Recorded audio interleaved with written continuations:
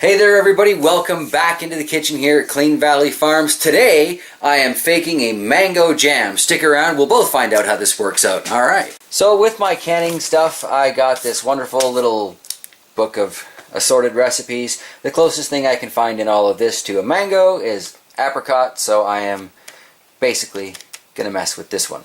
So basically I'm going to use two well-ripened mangoes. The recipe calls for a pack of pectin because it came from a pectin setup, but I've got all of these crab apples, so we're going to grate those into it instead.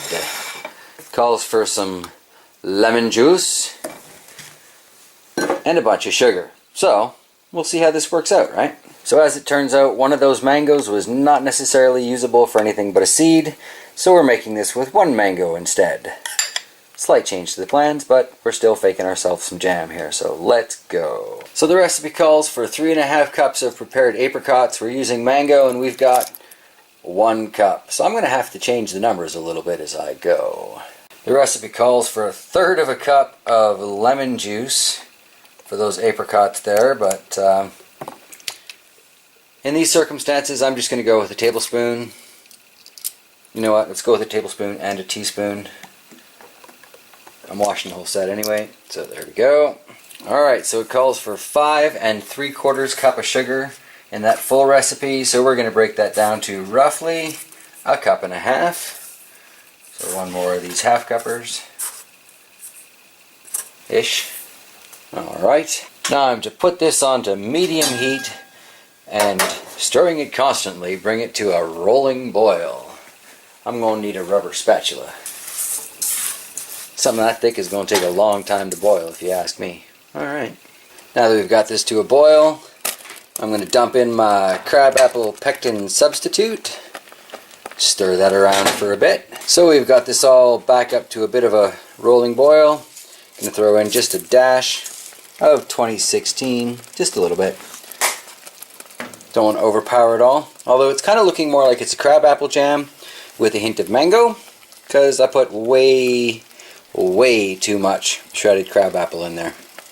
Oh well, in theory it should set quite nicely. Need to let it all cook through, boil through. No point in watching all that, so we'll get back to when I'm putting this in a jar. Kind of looks like this is going to be a fridge jam, so there's not too much more from there. So after it's been boiling for a good while, I'm just going to fill my pre-warmed and sterilized jars while the dog whines in the background, because he's got to get himself into every video.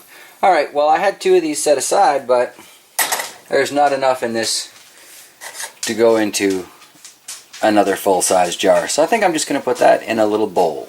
Well, it's not enough to fill one of those big jars. I do have a flat of these little ones, so I guess this is my excuse to open those. And that looks like a perfect fit. A little to clean out here. I'll grab my spatula and push that all in.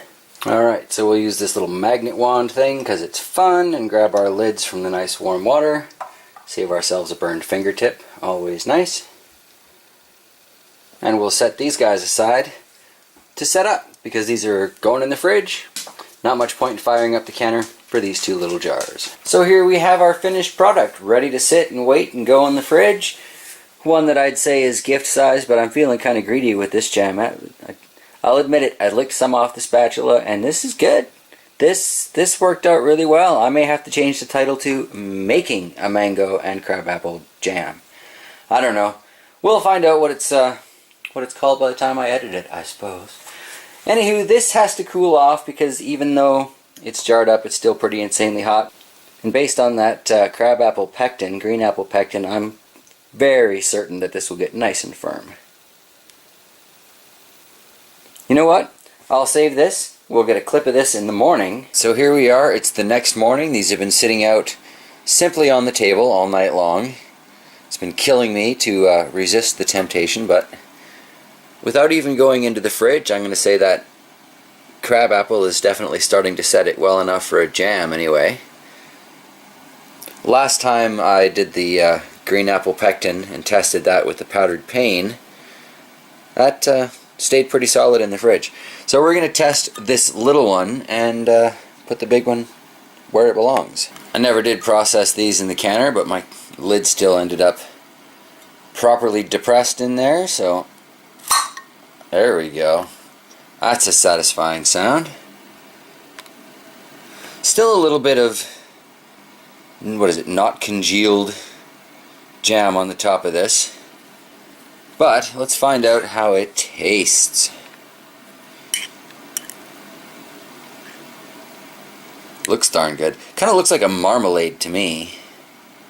Alright. Alright, please forgive the wild morning hair. Here we go. And down the hatch.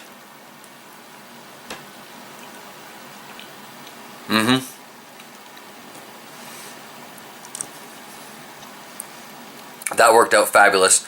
Makes me wish I had some English muffins. I might have to run into town today to fix that.